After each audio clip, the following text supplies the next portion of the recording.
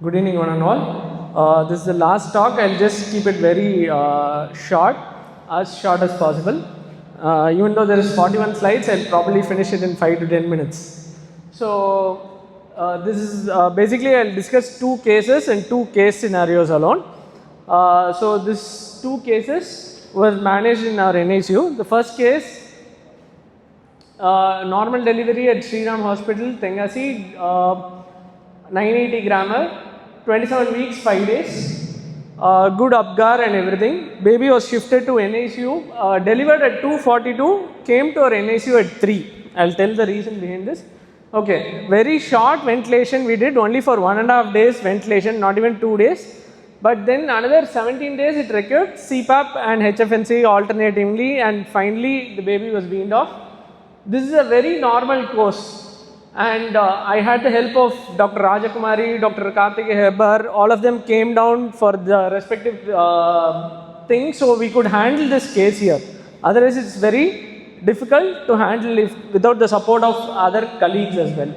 So, this case was the longest staying case in an NICU for about 56 days.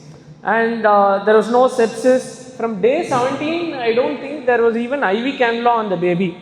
I usually remove it if the baby has reached full feeds, because IV cannula is a source of infection for us in the NICU. If one staff is going to do a mistake, it's going to be a huge trouble for us. The biggest problem in this case which I faced was the counseling. The patient who came at 3 o'clock in the afternoon, he didn't allow me to put a line for the baby till 4:30. The only reason being, he was a local police. His sister told this baby won't survive. She is a staff nurse elsewhere. So he is telling, you are telling me a lie that this baby will survive. So the biggest problem was I had to counsel him for 45 minutes to put a cannula.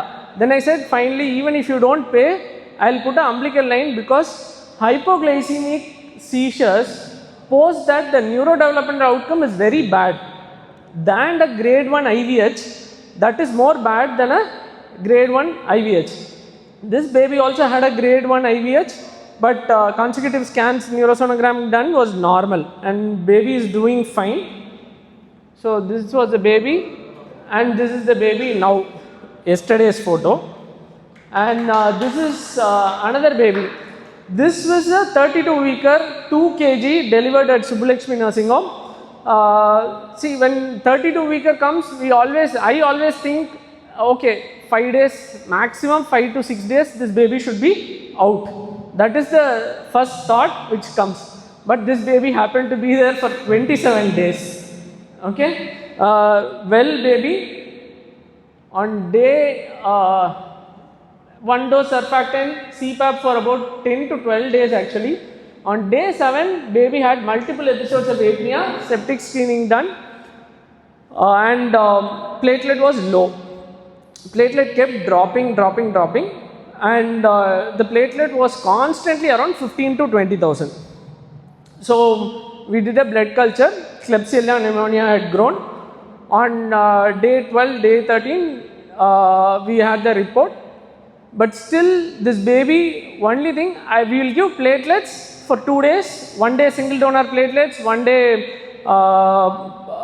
other platelets, but still the third day when I check, again the platelet will be 15 or 14, constantly the same. So for the first thing I did was, day 8 itself we removed the umbilical line, we changed to a PICC line, PICC catheter. Still this baby still didn't improve. See, this is the only baby which has got this many antibiotics in our NICU in the past 4 years. I have not used colistin, ceftazidime, aztreonam on any other babies. This was the only baby in 4 years we have done this. We upgraded from first Piptas, then Miro, then upgraded to TG-cycline. Still didn't improve. Finally the thing was, around on 20th day when I was discussing with my senior, the first thing they said is, pull out all the lines and try giving antibiotic through the peripheral line alone. This baby, there is no apnea, there is no feed intolerance, baby is thriving well, but platelets won't improve. That is the only thing. So we removed the second, 2 PICC lines, 1 umbilical line, everything is removed. Finally, 7 days we managed on peripheral line. We gave intravenous immunoglobulin, everything, platelets improved, and this baby is also doing very well now. She is about more than 1 year old now. I think last June she'll turn 1 year now. She is also doing fine now. So early signs of CP. This is, I'll just quickly go through. So usually all the reflexes we say, neonatal reflex, the Moro's reflex, the palmar grasp, the pincer grasp, all that we need not remember. Any abnormal tone after or abnormal movement, have a doubt, refer and get an opinion. Simple. Do not delay. Delayed always has bad outcome. And even for Erb's palsy, have a doubt, tell the patient that 75 to 90% of the times it can recover on its own by 3rd month. If it doesn't, start physio.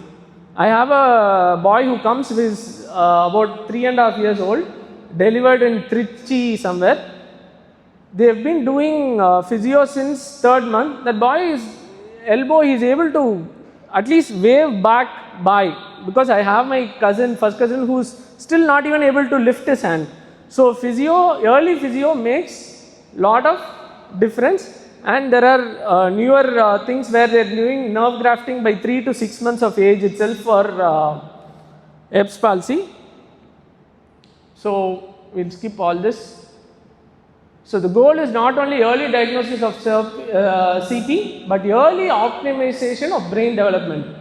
The brain speaks early through movements. The challenge is learning to listen.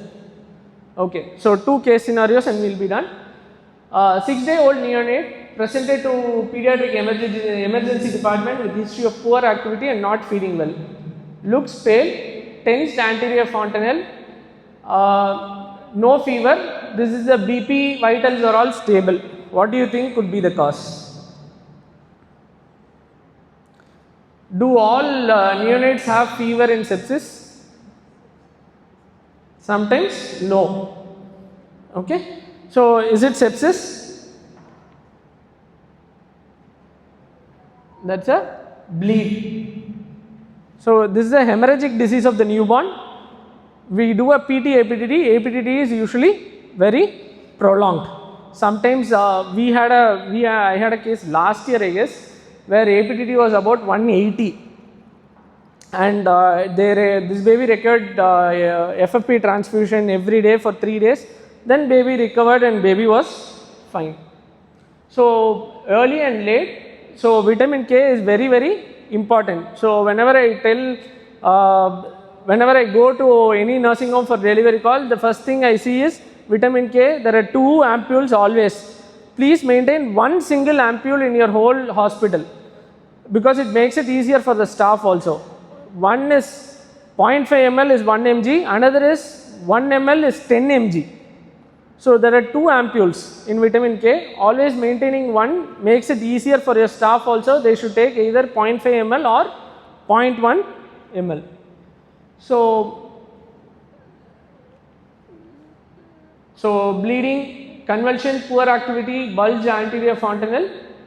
So neurosonography, deranged PDAPTT. This is a clinical, what do you do, investigate to get the diagnosis. So vitamin K. And done. This is the second case. Vitamin K also will be needed. If prothrombin time is high, then we go with vitamin K also, but otherwise also we give vitamin K along with FFP for 3 days, and usually it settles by the 3rd day. Okay, so this is an 8-year-old girl, known case of bronchial asthma, brought to pediatric emergency department with complaints of sudden onset of breathing difficulty since 2 hours. She didn't use her regular MDIs for 2 days. She's just quit her MDI for 2 days. Patient is tachypneic, respiratory rate is 46, which is high for a 8-year-old girl. Saturations are 82, heart rate 136, and capillary refill time, BP are all fine. So immediately the first thing we do is we try to treat with steroids.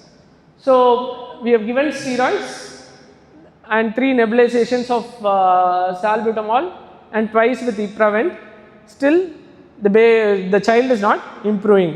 What could be the diagnosis?